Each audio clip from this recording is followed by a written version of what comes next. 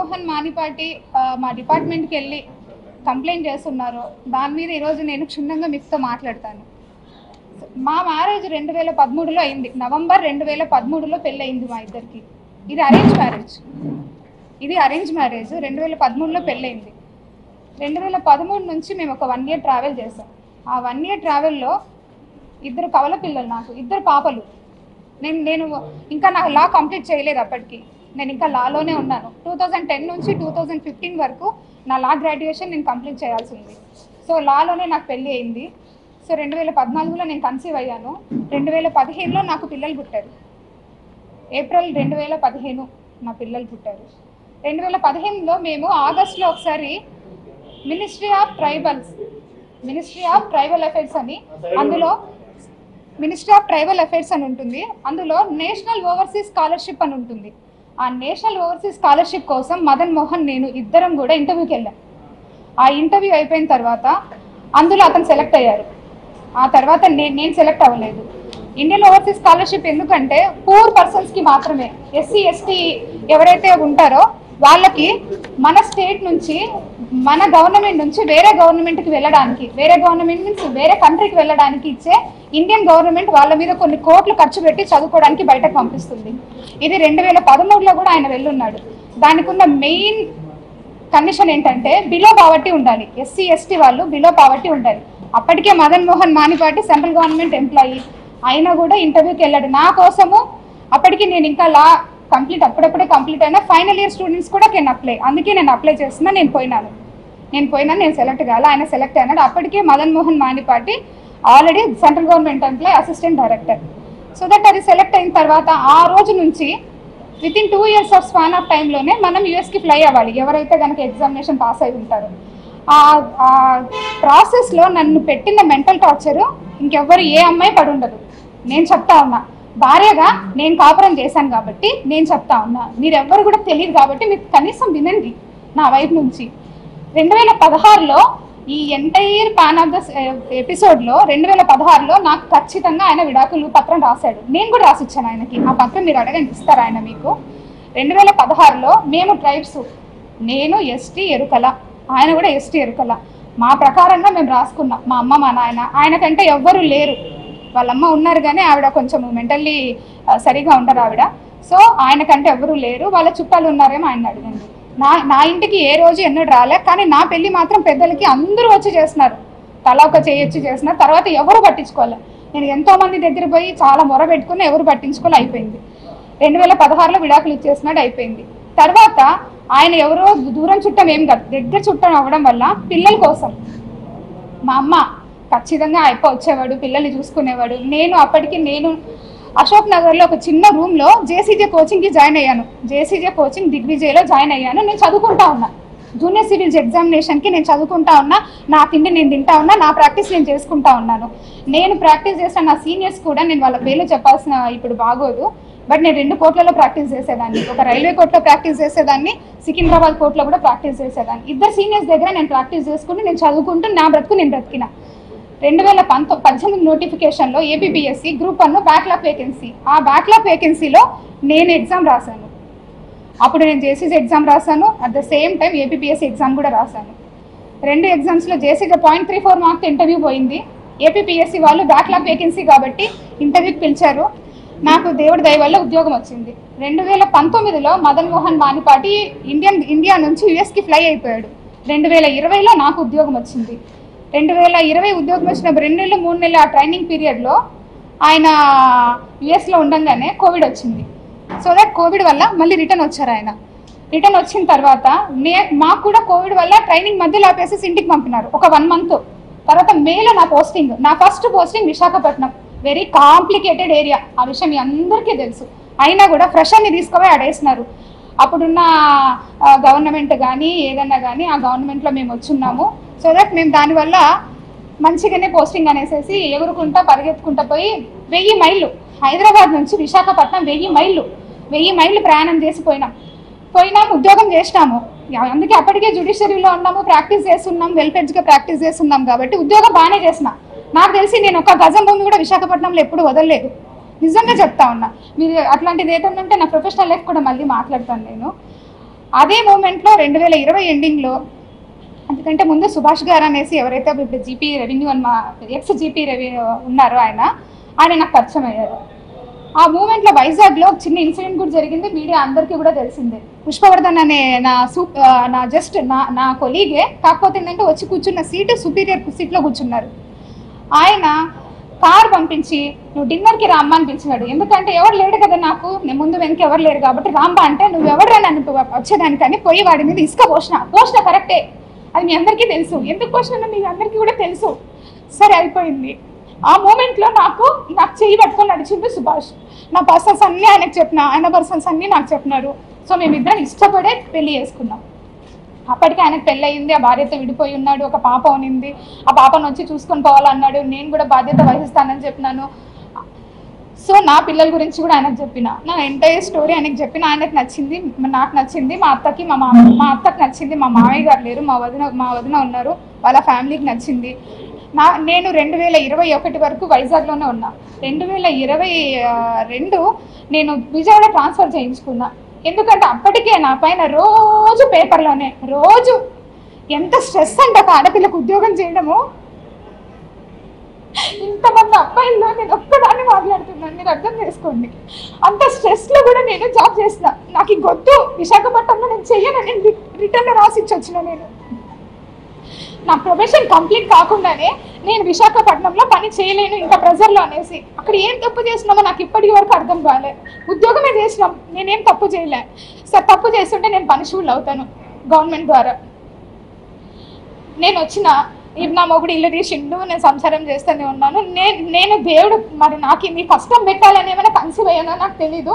Pregnant అయ్యాను. నేను pregnancy వచ్చిన తర్వాత బిడ్డను ఏమైనా చంపుకోగలనా నేను?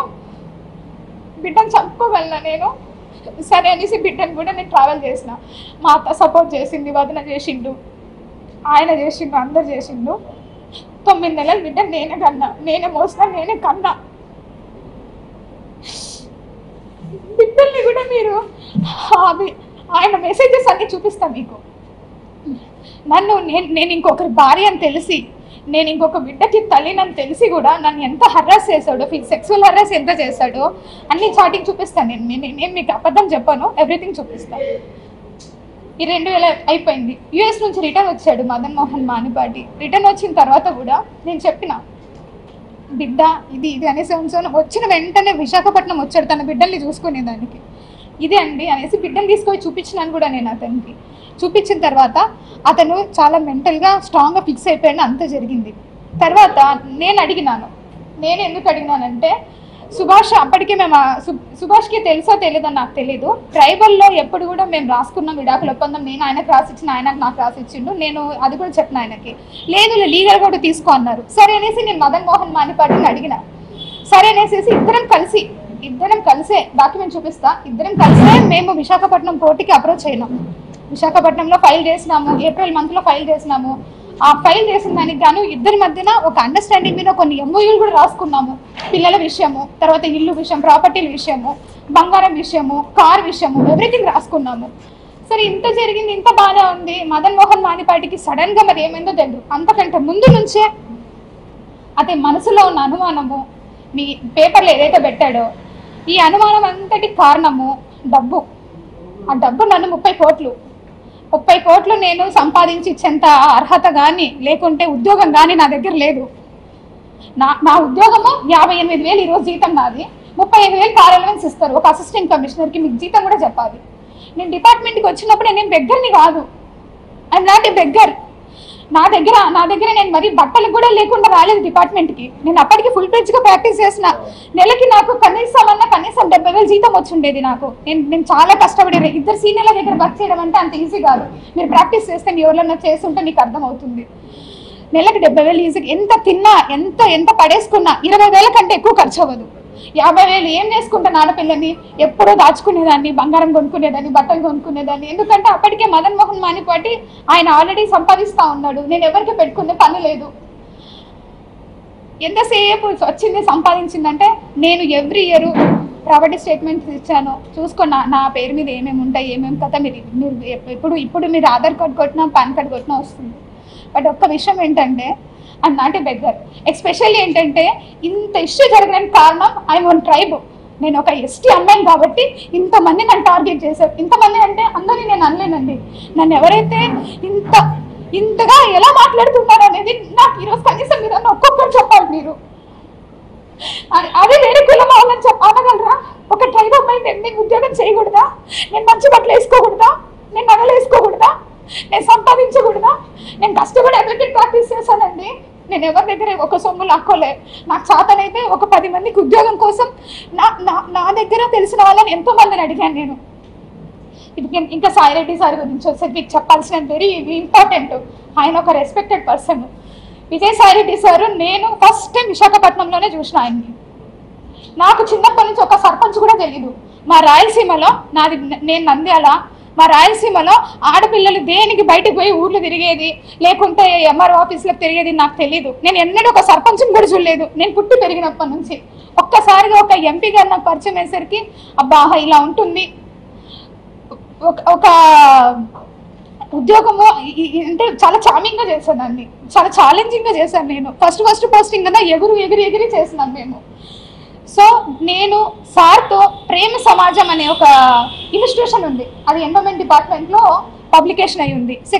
సెక్షన్ 6C అంటే ఒక అసిస్టెంట్ కమిషనర్ కంట్రోల్లో ఉన్న ఇన్స్టిట్యూషన్ అది. ఆ సమాజంకి 30 ఎకరాల ల్యాండ్ ఉంది. ఆ ల్యాండ్ అంతా కూడా బీచ్ రోడ్లో ఉంటుంది. అందులో సాయి ప్రియ రిసార్ట్స్ అని ఉంది. ఆ రిసార్ట్స్ వాళ్ళు 30 ఎకరాల భూమిని వాళ్ళొక్కరే ఎంజాయ్ చేస్తూ చాలా తక్కువ అమౌంట్ నాకు గుర్తులేదు, అప్ టు 5 lakhs లోపే ఉంది. చాలా తక్కువ అమౌంట్ని వాళ్ళు పే చేస్తూ ఉన్నారు. అది నా దృష్టికి వచ్చింది సార్ ద్వారా. సరే అనేసి నేను ఇన్స్పెక్షన్కి వెళ్ళాను. అప్పటికే నాకంటే ముందు ఒక 10 మంది ఆఫీసర్స్ చూసింటారు అలాంటి, కానీ ఎవ్వరు ఎవిక్షన్ చేయించలేదు. నేను పోయినాను, సాయి ప్రియ సార్ వాళ్ళతో మాట్లాడాము. సార్ అన్నారు మేము ఇది వాడుకుంటున్నాం, మిగిలిందంతా కూడా ఖాళీగా ఉందన్నారు. Then I said that sir మీరు అలా ఉన్నప్పుడు మరి మా భూమి మాకు ఇచ్చేయండి, మాకు అప్పచెప్పండి. ఆ ప్రేమ సమాజం వాళ్ళు వేరే వాళ్ళకి అయినా లీజ్కి ఇచ్చుకుంటారు, వాళ్ళొక రూపాయి బెనిఫిట్ పొందుతారు అన్నారు. మరి మా 2.5 ఎకరాల్లో వాళ్ళు ఆల్రెడీ అప్పటికే 1/4 బిల్డింగ్ వాళ్ళ కళ్యాణ మండపం కట్టుకున్నారు, 3/4 బిల్డింగ్ మన ఎండోమెంట్ డిపార్ట్మెంట్ ల్యాండ్ వాడుతూ ఉన్నారు.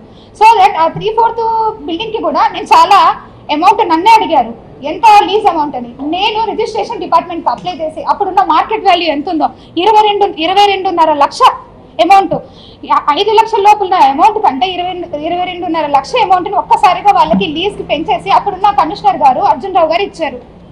ఇక్కడ నేను ఎవరి ల్యాండ్ తీసుకొని వచ్చాను? ఎండోమెంట్ భూమిగా తెచ్చాను. ఎవరికి ఇచ్చాను? ప్రేమ సమాజంకిగా తెచ్చాను.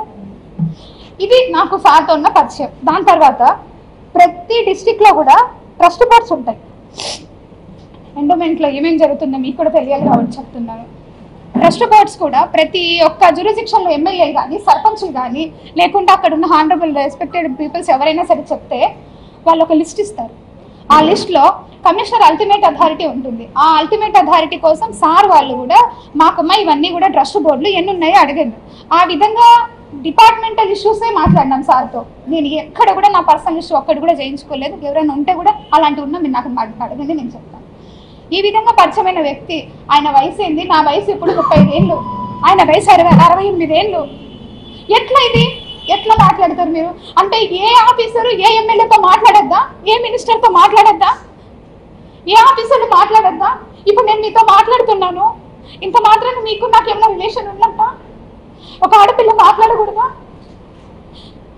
అంత పెద్ద అయినంత మీరు మాట్లాడేటప్పుడు కనీసం నేను ఇక్కడే ఉన్నాగా సస్పెన్షన్ పీరియడ్లో ఊరు దాటకూడదని నాకు ఇచ్చారు ఆర్డరు. ఆ మూమెంట్లో మీరు నన్ను అడిగి ఉండొచ్చుగా, నా నెంబర్ ఎవరి దగ్గర నుంచైనా తీసుకొని ఉండొచ్చు మీరు. సో మీరందరూ రాసినారు, మీరందరూ మీన్స్ ఎవరెవరైతే ఎలిగేషన్ వేసినారో రాసినారు, బాగుంది. ట్విట్టర్ గురించి మీరు కామెంట్ చేశారు. నేను ట్విట్టర్లో పోస్ట్ చేయకూడదా? నాకు right to freedom of speech లేదా? ఆర్టికల్ 14 నాకు అప్లై కాదా? Article 21 right to privacy. నా ప్రైవసీని అంతా తీసుకెళ్ళి ఈరోజు మీరు కొంతమంది మీడియాలో పెట్టారు. అది ఎంతవరకు న్యాయం? నా ప్రైవసీ, మీది కాదు. నాకు రైట్స్ లేవా? కాన్స్టిట్యూషన్లో వచ్చిందే ఎస్సీ ఎస్టీ కోసం, కాన్స్టిట్యూషన్లో వచ్చిందే ఎస్సీ ఎస్టీ కోసం. అది ఈరోజు డిలీట్ అయిపోతా ఉంది. ఒక గవర్నమెంట్ ఆఫీసర్ మాట్లాడకూడదా? మేము ఏం తప్పు మాట్లాడుతున్నాను? నేను ఏమన్నా ప్రొఫెషనల్ ఏమైనా తప్పు చేశానా? నేను నిజంగా ఆంధ్రజ్యోతి పేపర్ రాశానండి. 100 కోట్లు రాశారు ఆంధ్రజ్యోతి పేపర్ నేను సంపాదించిందని. 100 కోట్లు మీరు ఈరోజు రాసినందుకు మదన్ మోహన్ వాణిపాటి నన్ను 75 కోట్లు అడిగాడు. నేను ఏడికి వెళ్ళినా నా ఉద్యోగ కాలం ఎంత? 4 ఏళ్ళు డిపార్ట్మెంట్కి వచ్చి నేను ఎట్లా సంపాదిస్తాను మరి మీరు చెప్పండి. ఇక్కడ ఉందనేసి నేను రెడీ, నేను రిజైన్ చేస్తా, కానీ నన్ను తీస్తే జైల్లో పెట్టండి. ఏంటిది ఇదంతా? ఉద్యోగం చేయొద్దా? నేను కాదండి, ప్రతి ఒక్క గవర్నమెంట్ ఆఫీసర్ సఫర్ అవుతున్నారు.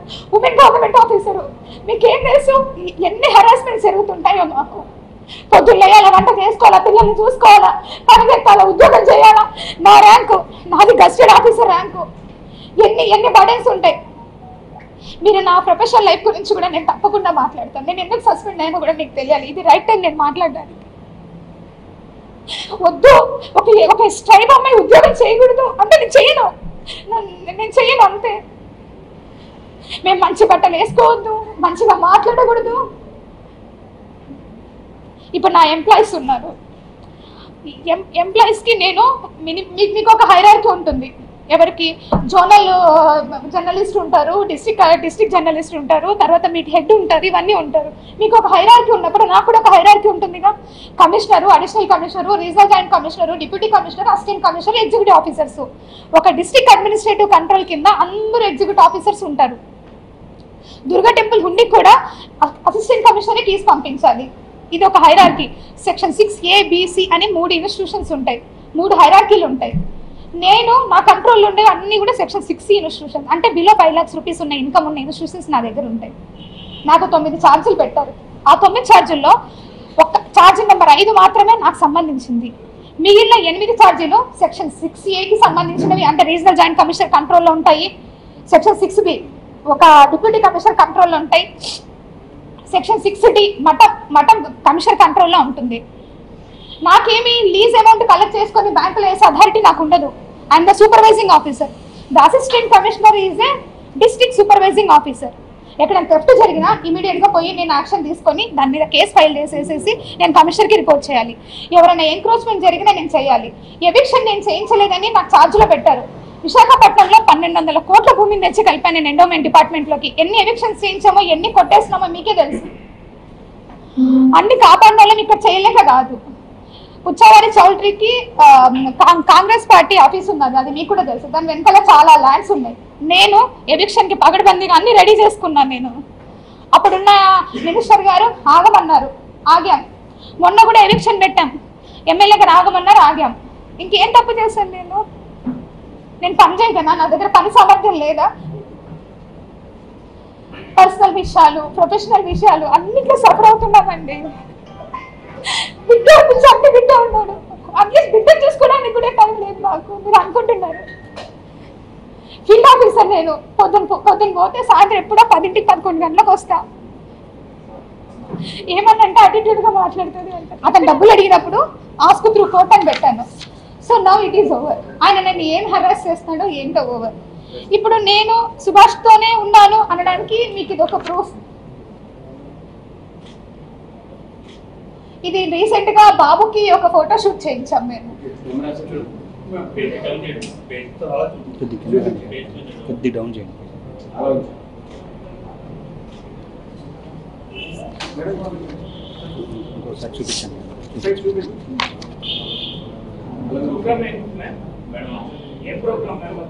ఇది బేబీ ఫోటో షూట్ చేయిస్తాం కదా అది, అండ్ ఇంకా బర్త్డే పార్టీ అండ్ మా అత్తమ్మ వాళ్ళు అందరం కలిసి బేబీకి నేమ్ సెరమనీ, తర్వాత ఫుడ్ ఫీడింగ్ అన్నీ చేసినాము. అది ఓకే, అది నేను చూపిస్తాను. మేమిద్దరము కోర్టులో ఫైల్ చేస్తున్నాం కదా, ఇదిగోండి మ్యూచువల్ డైవర్స్ ఫైల్ చేసిన కాపీ. మా అడ్వకేట్ గారు సతీష్ కుమార్ గారు విశాఖపట్నంలో ఉంటారు. ఆయన మీరు కావాలంటే మీరు ఆయనతో కూడా మాట్లాడవచ్చు. Whether we file or not. ఆ నంబరింగ్ కూడా అయింది, ఆ నంబర్ కూడా చెప్తాను నేను మీకు కావాలి అంటే. దిస్ ఇస్ సార్ ఏప్రిల్లో ఫైల్ చేసాము. ఇయర్ 2024 ఏప్రిల్లో mutual divorce. For mutual divorce కూడా ఆయన 1 CR నన్ను డిమాండ్ చేశాడు. నా దగ్గర అంత లేవని కూడా చెప్తున్నాను. నా దగ్గర నుంచి ప్రామిసరీ నోట్ కూడా రాయించుకున్నాడు.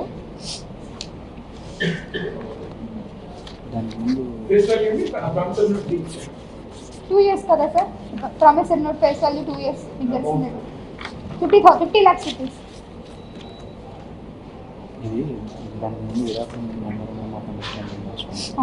విడాకుల ముందు మేము అడ్వకేట్ దగ్గర ఫైల్ చేసాము. అప్పుడు ఒక ఎంఓయూ రాసుకున్నాం. ఈ ఎంఓయూలో క్లియర్గా నా దగ్గర నుంచి సైన్ తీసుకున్నాడు. బేబీ నా బేబీ కాదు, నువ్వు సెకండ్ పార్టీ అంటే ఎవరైతే వేరే పార్టీతో నువ్వు బేబీని కన్నావో అని రాయించుకున్నాడు. నేను రాశాను, ఎందుకంటే నేను తప్పు చేయలేదు కాబట్టి నేను ఒప్పుకొని నిజం రాశాను ఇందులో. తర్వాత కార్ గురించి మాట్లాడాడు. కార్ కూడా at the time of order degree అప్పుడు నేను ఇస్తానని చెప్పాను, అది కూడా రాశాడు. తర్వాత పిల్లల జ్యుడిషియల్ కస్టడీ గురించి రాశాడు. ఒక పాప నేను చూసుకునేలాగా ఫైనాన్షియల్ అసిస్టెన్స్. కానీ ఇద్దరు కవల పిల్లలు కాబట్టి విడగొట్టలేను కాబట్టి ఇద్దరిని ఒక చోట పెట్టాలి. నా డిమాండ్ అదే ఉంది ఆయన దగ్గర. నేను డిమాండ్ చేసిందల్లా పిల్లల కోసమే, ఒకటి వాళ్ళిద్దరు కూడా ఒకే చోట ఉండాలని డిమాండ్ చేశాను.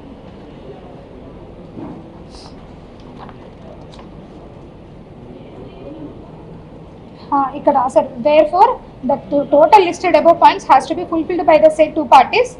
ఈ రెండిటి వల్ల నువ్వు మ్యూచువల్ డైవర్స్కి నేను వస్తున్నాను, మనం మ్యారేజ్ డిజాల్వ్ చేస్తున్నాము, నువ్వు నీ ఇష్టం వచ్చిన లైఫ్లో నువ్వు ఉన్న నేను రాశాను, నీ పర్సనల్ లైఫ్ని నువ్వు చూసుకొని ఆయన రాశాను. ఇంకా నేను ఏం చేశాను మీరు ఒకసారి చెప్పాలి. ఎందుకంటే సార్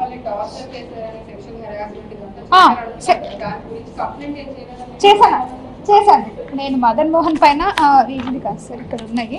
ఇందులో నేను ఇంకొకరి భార్య అని తెలిసిన తర్వాత, ఇంకొక బిడ్డకి తల్లి అని తెలిసిన తర్వాత కూడా అతను విజయవాడకు వచ్చినప్పుడు నన్ను హోటల్కి రా నాతో సెక్స్ పార్టిసిపేట్ చేయి, అది కూడా ఉంది. నేను నా డిపార్ట్మెంట్కి వెళ్ళొచ్చిన తర్వాత వెళ్ళాను, పోలీస్ స్టేషన్కి వెళ్ళాను, నన్ను మెంటల్గా హరాస్ చేస్తున్నారు అని చెప్పాను. ఇంత మొత్తంలో ఇదంతా స్టోరీ నేను కోర్టు ద్వారా వెళ్ళుండొచ్చు నన్ను ఎందుకంటే నేను కూడా ఒక లీగల్గా ఒక అడ్వకేట్ని, నా ఎడ్యుకేషన్ బ్యాక్గ్రౌండ్ BA-LLB. సో అందు గురించి నేను ఎందుకు అతని మీద క్రిమినల్ కేసు ఎప్పుడు ఫైల్ చేయలేదంటే, నాకు ఆల్రెడీ విడాకుల పత్రం రాసిచ్చేస్తున్నాడు. ఎందుకు రాసిచ్చేస్తున్నాడంటే section 498 it's criminal offence for matrimonial ఇష్యూస్లో మీకు అందరికీ కూడా తెలిసింది. అది కనుక ఒకసారి ఫైల్ అయిపోతే ఎట్టి పరిస్థితుల్లో పాస్పోర్ట్ రాదు, ఎట్టి పరిస్థితుల్లో వీసా కూడా రాదు. కాబట్టి ఆయన ముందుకు వచ్చి ఆయన రాసిచ్చినాడు, ఎందుకంటే ఆయన అమెరికాకు పోవాలి కాబట్టి. ఈ అమెరికాకు పోయింది కూడా ట్రూగా ఇల్లీగల్. అది నేను కంపల్సరీ సెంట్రల్ గవర్నమెంట్కి నేను కూడా లెటర్ పెడతాను. ఎలా పోయినారు, ఇండియన్ గవర్నమెంట్ ఒక మనిషి మీద 2 కోట్లు పెడుతుంది ఇన్వెస్ట్మెంట్ పెట్టి చదివించి పంపిస్తుంది. పోయి చదువుకొని వచ్చిన తర్వాత మళ్ళీ వాళ్ళు ఇక్కడ వచ్చి ఆ 2 నెలలు ఉద్యోగం చేయాలి. అది ఓన్లీ బిలో పవర్టీ లైన్కి, మనలాగా గవర్నమెంట్ ఉద్యోగాలు చేసే వాళ్ళకి కాదు. నన్ను ఇంత హరాస్మెంట్ చేస్తున్నాడు, మెంటల్ హరాస్మెంట్, ఫిజికల్ హరాస్మెంట్ అడుగుతా ఉన్నాను. నన్ను కొట్టి నా ఒళ్ళు బొద్దు పడిపోయింది అతను చేసిన హాస్టల్కి. నేను ఇంకా లా చదువుతాను అప్పటికే. కడుపుతున్నప్పుడు కూడా కొట్టాడు. ఇంకేంటి నేను అతనితో ఎందుకుంటాను, కడుపుతున్నప్పుడే చెప్పినా నేను మా వాళ్ళందరికీ నేను ఉండనంటే ఉండను, మీకోసము పిల్లలు ఉండే వరకు నా బాధ్యత కాబట్టి నేను ఉంటాను. ఎందుకంటే ఇంత పొట్ట కవల పిల్లలంటే నా స్ట్రెచ్ మార్క్స్ ఇక్కడి వరకు ఉంటాయి తెలుసా మీకు. అరే ఎట్లా మాట్లాడతారంటే అసలు ఎలా ఇది సాధ్యం? విజయసాయి రెడ్డి సార్ ఎంత పెద్ద మనిషి ఆయన వయసుకి నా వయసుకన్నా తేడా లేదా కనీసం. మహాన్యూస్ అన్నిసార్లు ఆయన పేరు పెట్టి రాస్తా ఉన్నారు. అసలు నేను ఇక్కడే ఉన్నా, లోకల్లోనే ఉన్నా. సస్పెన్షన్ ఆర్డర్లో క్లియర్గా మెన్షన్ చేసి ఉన్నారు ఎక్కడ పోకూడదని. నేను కమిషనర్కి మెసేజ్ పెట్టినా, సార్ బిడ్డల్ని చూసుకునే దానికి పోవాలి సార్ అనేసి నేను మెసేజ్ పెట్టిపోతా. అరగంట పర్మిషన్ అయినా సార్కి మెసేజ్ పెడతాను. నేను సస్పెన్షన్లో కూడా నేను సార్కి పర్మిషన్ అడిగిన మెసేజ్ పెట్టా. అన్నిసార్లు అలా ఒక పెద్ద ఆయన గురించి రాస్తా ఉన్నారు కదా మీరు. రాసేటప్పుడన్నా కనీసం వయసు గుర్తు రాలేదా మీకు? అరే నేను మాట్లాడితే తప్ప ఇంకెవరితో మాట్లాడాలి? మేము ఓన్లీ లేడీ ఆఫీసర్స్తోనే మాట్లాడేది ఒక రూల్ పెట్టండి. గవర్నమెంట్ ఆఫీసర్స్ అసలు మాట్లాడకూడదని కాన్స్టిట్యూషన్లోనే అమెండ్ చేయండి. పోనీ ఒక గవర్నమెంట్ ఆఫీసర్ మాట్లాడకూడదు. ఎంతసేపు మదన్ మోహన్ చెప్పాడు బాగుంది, ఎందుకంటే ముందు వెళ్ళాలి అన్నాడు. XYZ ఇంతమందితో అంతా ఉన్నాడే. నేను అలా ఎలా నేను మనిషినండి, ఉండండి. ఇష్టపూర్వకంగా నేను ఒక మనిషితో ట్రావెల్ చేసే హక్కు నాకుంది. నా ప్రైవసీ రైట్స్ అన్నీ మీరు తీసుకుని ఈరోజు పని చేసుకున్నారు ఇష్టం వచ్చినట్లుగా. నేను చావన్నా, నేను నా చావుకి కారణం ఎవరైతే ఎలిగేషన్స్ వేశారో వాళ్ళే అవుతారు. నా బిడ్డలకి వాళ్ళే రెస్పాన్సిబుల్ అవుతారు. ఎందుకంటే బ్రతకడం ఇంకా తెలిసిన వాళ్ళు తెలియని వాళ్ళు ఫ్రెండ్స్ జాబ్లో చాలా అంటే చాలా చామింగ్గా పనిచేసేదాన్ని. అందరూ ఎంప్లాయీస్ కూడా నేను వెళ్తున్నానన్నా కూడా ఏ రికార్డ్ చూస్తుందో ఏంటో అనే భయంతో ఉండేవాళ్ళు. ఇప్పుడు ఇంకే ఆఫీసర్స్ ముందు వర్క్ చేయాలి, నేను ఉద్యోగం కూడా వదిలేసి వెళ్ళిపోవాలి. గవర్నమెంట్ ఉండదు, ఏ గవర్నమెంట్ అన్నా రానియండి, గవర్నమెంట్ ఆఫీసర్కి సంబంధం ఉండదు. ఇప్పుడు మళ్ళీ రీఇన్స్టేట్ చేస్తారు. మళ్ళీ నేను ఒక దగ్గరికి ఆఫీసర్గా పోవాలి, అక్కడ లోకల్ పర్సన్స్ చెప్పింది చేయాలి కదా. నేను లేదు నేను మీకు చెయ్యను అని అంటామా మేము? నేను రిక్రూట్ అయ్యేది గవర్నమెంట్గా, అంతేగాని పొలిటికల్ పార్టీస్తో కాదు. అరే నేను ఒక బ్యాక్లాగ్ వేకెన్సీ వచ్చాను, కష్టపడి అంతో ఇంతో నేను కూడా చదువుకునే ఉద్యోగానికి వచ్చాను. ఎంతసేపు ఆంధ్రజ్యోతి పేపర్లో రాసింది 5 రోజులు రాశాడండి వరుస పెట్టి. నన్ను అడగండి, నేను ఈరోజు వచ్చాను కదా, ఎన్ని కోట్లు సంపాదించాను అడగండి. ఇంతమంది మీడియా ఉన్నారు, ఇది న్యాయంగా అనిపిస్తుందా మీకు? ఒక ఆడదాన్ని ఇంతగా వేధిస్తూ ఉన్నారు. అరే మీకు వరుస లేదు, ఏజ్ లేదు, ఎవరితో వాడితో అని మాట్లాడుతున్నా కూడా ఒక్కరు ఖండించలేదు అంటే మీరు? నేను అడుగుతున్నా ఇంతమంది అబ్బాయిని, ఇదే మీ ఇంట్లో ఆడబిడ్డకి ఎవరికో జరిగితే ఊరుకుంటారా? మదన్ మోహన్ మానిపాటి వెనకాల నా స్నేహితుడు ఒక అతను ఉన్నాడు, అతని పేరు రమణారావు అలియాస్ రామ్. ఇతను ఇటు సుభాష్కి పెట్టిగా స్పైగా ఉన్నాడు, అటు అతనికి స్పైగా ఉన్నాడు. ఐ డోంట్ నో మరి ఎందుకు అతను ఏమి ఎక్స్పెక్ట్ చేసి నన్ను ఇంత, ఎందుకంటే నా ప్రతి మూమెంట్, నేను ఇక్కడెక్కడో విజయవాడ తాడేపల్లిలో ఉంటున్నా, ఆయప్ప హైదరాబాద్లో ఉంటాడు, ఇక్కడ ఏం జరుగుతూ ఉంది ఏం కథ అనేది ఈచ్ మూమెంట్, నేను ఏ రోజు ఎన్ని గంటలకు బయలుదేరిపోతా ఉన్నానో కూడా ఆయప్పకి తెలిసిపోతా ఉంది. నా ఇంటికి మా ఆయన ఎన్ని గంటలకు వస్తా ఉన్నాడో కూడా ఆయప్పకి తెలిసిపోతా ఉంది. నన్ను మెసేజ్లన్నీ పెట్టాడు, వచ్చాడు వాడు అనేసి మళ్ళీ మెసేజ్లు ఇవన్నీ కూడా చేస్తా ఉన్నాడంటే ఈ have a good spy here. ఇంత ఇంత ఇంత రౌండ్ సర్కిల్లో నా లైఫ్ అనేది లీడ్ అయింది, అది మీరు అర్థం చేసుకోండి. ఐ డోంట్ నో సార్, ఇప్పుడే చూసారు కదా మీరు మెసేజ్. ఎవరికి రామ్ గురించి మాట్లాడుతున్నారా ఏమో, మరి ఏముండొచ్చు నాకు తెలియదు. నేను ఎలా చెప్తాను సార్, ఉండొచ్చేమో, నాకు ఎలా తెలుస్తుంది వాళ్ళ ఇంటెన్షన్స్ ఏముండే, నాకు ఎలా తెలుసు? సరే 30 లక్షలు నాకు ఇచ్చాడు.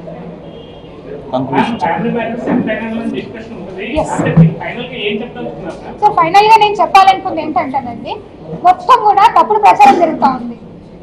దయచేసి మీరందరూ కూడా ఓ ఫ్రెండ్ అనుకుంటారో, సిస్టర్ అనుకుంటారో, లేకపోతే మీ ఇంట్లో పిల్ల అనుకుంటారో, లేకపోతే పోనీ రోడ్డు మీద పోయి ఆడపిల్ల అనుకుంటారో, కనీసం హ్యూమన్ రైట్స్ అంటే ఉన్నాయండి నాకు, అట్లీస్ట్ దాన్నన్నా కాపాడండి. ఇంత క్యారెక్టర్ అసాసినేషన్ ఇస్తా ఉన్నా, రేపు పొద్దున బయటకు పోయి నేను ఎట్లా మోహన్ చేయించాలా, ఎట్లా ఉద్యోగం చేయాలా? పులిస్ స్టాప్ పెట్టారు, పులిస్ స్టాప్ పెట్టేశారు సార్, మీరే పులిస్ స్టాప్ పెట్టేశారు. విజయసాయి రెడ్డి సార్ ఫోటో, ఒక నిమిషం, నాకు తెలియదు సార్, నాకు తెలియదు సార్.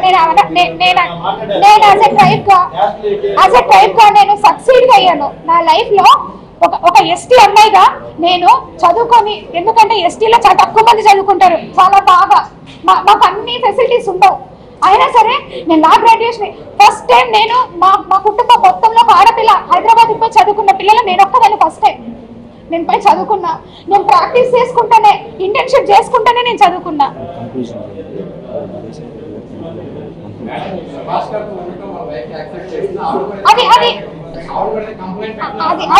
అది నా ప్యూర్ పర్సనల్ సార్. నాకు సుభాష్ గారికి ఏమైనా ఇష్యూ ఉన్నా, సుభాష్కి నాతో ఏమైనా ఇష్యూ ఉన్నా నేను కోర్టు అప్రోచ్ అవుతాను. దయచేసి సుభాష్ గురించి అయితే మాత్రం నేను మాట్లాడడానికి రాలేదు, ఎందుకంటే నా రిలేషన్ ని ఉన్నాయి చూపించాను సార్. నా రిలేషన్ ని బ్రేక్ చేసుకోవడం నాకు ఇష్టం లేదు, ఎందుకంటే నాకు ఒక బిడ్డ ఉన్నాడు, బిడ్డకి తండ్రి కావాలి. దయచేసి మీరు అర్థం చేసుకోండి.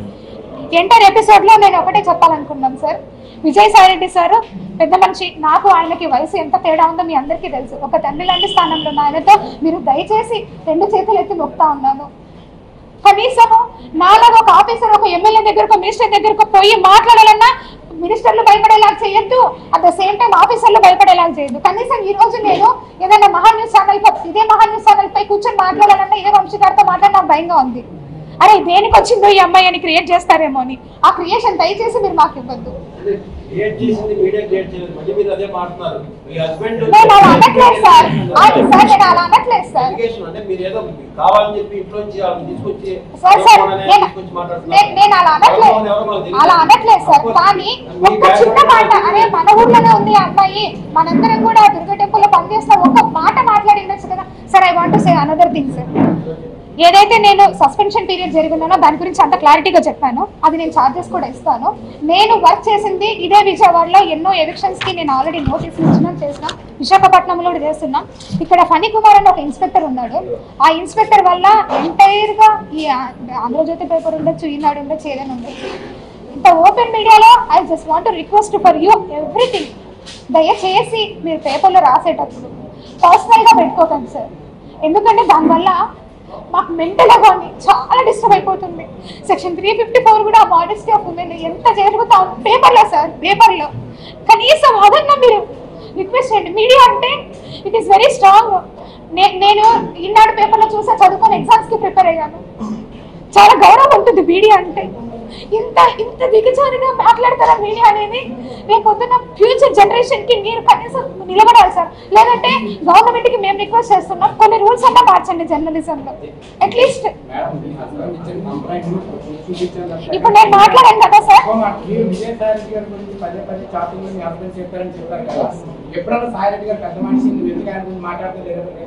ఎన్ number of times sir, N number of times chatting. ఎవరు అతను వన్ వేలో మాట్లాడతారు కానీ సెకండ్ వేలో మాట్లాడారు కదా సార్ ఎవరు కూడా. నేను ఎంత రిక్వెస్ట్ గా మెసేజ్లు పెట్టాను, కోపం వచ్చినప్పుడు నేను కూడా మాట్లాడాను. ఫైనల్ గా నేను మీ అందరికీ లేదు సార్, ఫోన్ స్విచ్ ఆఫ్ అతండి, ఫోన్ స్విచ్ ఆఫ్. ఆడ సిఎస్ఐ గారు కూడా మాట్లాడారు. ఫైనల్ గా I just want to request you all sir, దయచేసి ఒక పెద్ద మనిషిని ఆయనని మీరు అనేటప్పుడు కనీసం ఒక మాట అడిగిండాల్సింది అడగలేదు. ఇప్పటికైనా దయచేసి అర్థం చేసుకొని నా బిడ్డకి తండ్రి సుభాష్, ఇది మీరు ఇప్పుడైనా మీరు నమ్మి మీరు ఏదైతే మాట్లాడారో అదంతా కూడా ఒక్కసారిగా మీరు కనీసం చేయండి. ఏదైనా ఉంటే జ్యుడిషియరీకి నేను అప్రోచ్ అవుతాను. నాకు పర్సనల్గా ఏమైనా ఇష్యూ ఉంటే సుభాష్తో నేను అప్రోచ్ అవుతాను. ఇంతకు మించి నేను మీ దగ్గర నుంచి ఏం కోరుకోవట్లేదు. అట్లీస్ట్ విజయవాడకి ఒక వేరే ఊరి నుంచి వచ్చిన ఒక అమ్మాయి ఇక్కడ పనిచేస్తుందనైనా సరే మీరు చెప్పండి చాలు.